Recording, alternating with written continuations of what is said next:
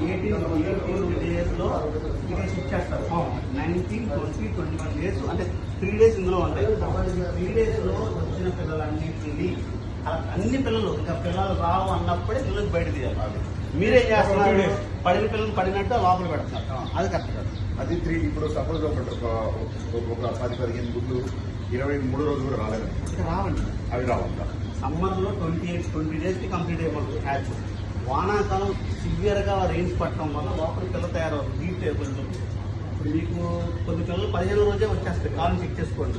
అలా వచ్చిన పిల్లలు మాత్రం తీసి బయట పెట్టుకోండి.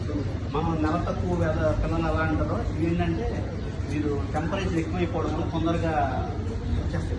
దానిలో మీరు 48 hours మనకి గ్రేస్ ఉంటుంది కాబట్టి మీకు ఏ హ్యాచరీలో పిల్ల దిగిన తర్వాత ఆ లైన్ ఫీడింగ్ చేయకుండా వాటిలన్నింటికి 21 బయటకు తీసి బాక్సుల్లో వేసి వాటిని 72 hours ట్రాన్స్పోర్ట్ చేస్తారు.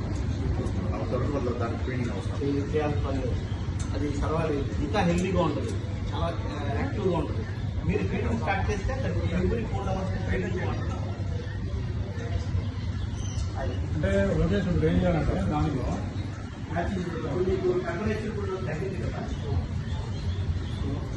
మళ్ళీ ఇప్పుడు